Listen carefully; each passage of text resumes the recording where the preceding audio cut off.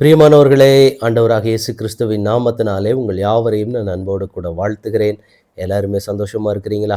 இந்த நாளிலும் தேவனாகிய கர்த்தர் நம்மோடு கூட பேசுகிற ஒரு வார்த்தை என்னவென்றால், எசாயா தீர்க்கதரிசியின் புஸ்தகம் 61ஆம் அதிகாரத்தினுடைய 7ஆம் வசனம். உங்கள் வெட்கத்துக்கு பதிலாக இரண்டத்தனையாய் பலன் வரும். இந்த வார்த்தை கேட்டுக்கொண்டிருக்கிற எனக்கன்பான தேவனுடைய பிள்ளைகளே, நீங்கள் எந்த சூழ்நிலையில் இந்த வார்த்தைகளை கேட்கிறீர்களோ, ஆண்டவர் உங்களுக்கு சொல்லுகிறார், உங்கள் வெட்கத்துக்கு பதிலாக இரண்டத்தனையாய் பலன் வரும்.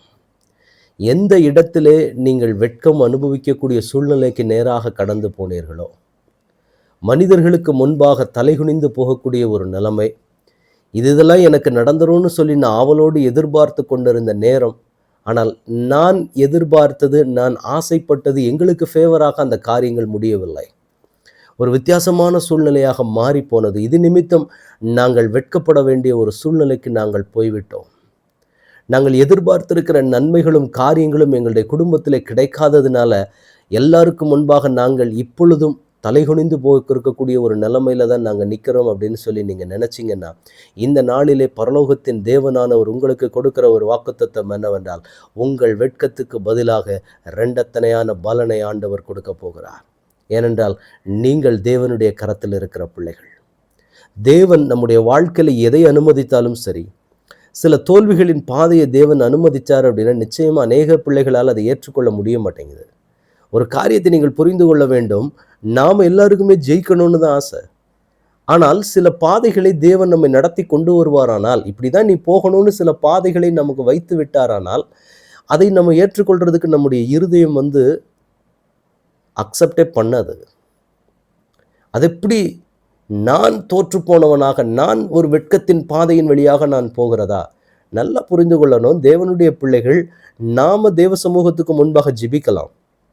ஆண்டவர் எனக்கு ஜெயத்தை கொடுக்க வேண்டும், வெட்கம் இல்லாதபடி என்னை நடத்த வேண்டும் என்று சொல்லி நாம சில பாதைகளில் யோசிக்கலாம். ஆனால் ஆண்டவருடைய யோசனை எப்படி இருக்கும் அப்படின்னா, நமக்கு சில பாதைகளை, சில காரியங்களை நமக்கு கற்றுக் கொடுக்கிற தேவனாக இருக்கிறார். நம்மை ஆசீர்வதிப்பது மாத்திரம் ஆண்டவருடைய நோக்கம் கிடையாது.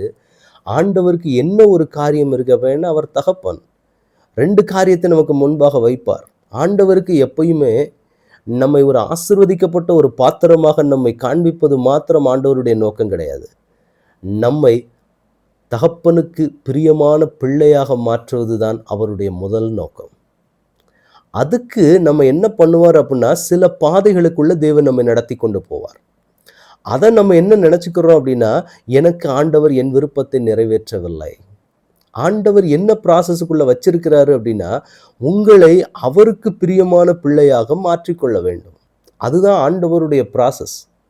அதுதான் ஆண்டவருக்கு முக்கியம். உங்களை ஆசீர்வதிப்பதோ, உயர்த்துவதோ, உங்கள் ஜெபத்துக்கு பதில் கொடுப்பதோ ஆண்டவருக்கு ஒரு பெரிய விஷயமே கிடையாது. ஆனால் உங்களை அவருக்கு பிரியமான பாத்திரமாக ஆண்டவர் வணைந்து கொள்ள வேண்டுமே, உங்களுக்குள்ள இருக்கிற சில காரியங்களை உடைக்க வேண்டும் என்று சொல்லி ஆண்டவர் விரும்பினதுனால, நீங்க விரும்பாத சில பாதைகளை உங்க வாழ்க்கையில தேவன் அனுமதித்தார். அப்ப அனுமதித்ததுக்கு ரீசன் என்ன அப்படின்னா, அனுமதிச்சதுனால சில தோல்விகளை, சில காரியங்களை உங்க வாழ்க்கையில பார்க்க நேரிட்டது. இப்போ ஆண்டவர் என்ன சொல்றாரு அப்படின்னா, அந்த பாதையை அனுமதிச்சது நான் தான்.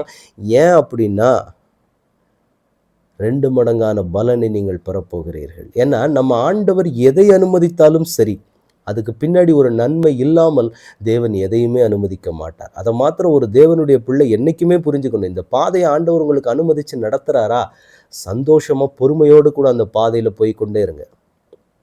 இது எனக்கு சிறுமைப்படுத்தப்பட்ட நிலைமை பாதை, சந்தோஷமாக போங்க. ஏற்ற காலத்திலே ஆண்டவர் உங்கள் தலைகளை நிமிர பண்ணுவார். ஏற்ற காலத்தில் கண்டிப்பாக அதை செய்வார். அதனால் ஆண்டவர் இன்றைக்கு உங்களுக்கு ஒப்பு கொடுக்குற ஒரு வார்த்தை என்னவென்றால், நீங்கள் வெட்கம் அனுபவித்த இடத்துல எல்லாத்துலேயுமே அந்த வெட்கத்துக்கு பதிலாக இரண்டத்தனையான பலனை ஆண்டவர் உங்களுக்கு கொடுப்பார். நம்ம ஆண்டவருக்கு என்ன காரியங்களை நம்ம வாழ்க்கையில் அனுமதித்தாலும் சரி, நம்ம புரிஞ்சிக்க வேண்டியது என் நன்மைக்காக அதை செய்கிறார். இதை தான் நாம் அறிக்கையிடணும். எனக்கு ஆண்டவர் இப்படி இதெல்லாம் நான் விருப்பப்பட்டதெல்லாம் ஆண்டவர் செய்யலைன்னு சொல்லி ஆண்டவர்கிட்ட போய் கோவப்படுவது ஒரு தேவனுடைய பிள்ளைக்கு அழகு அல்ல. ஆனால் நம்ம மாம்சம் அப்படி தான் யோசிக்கும்.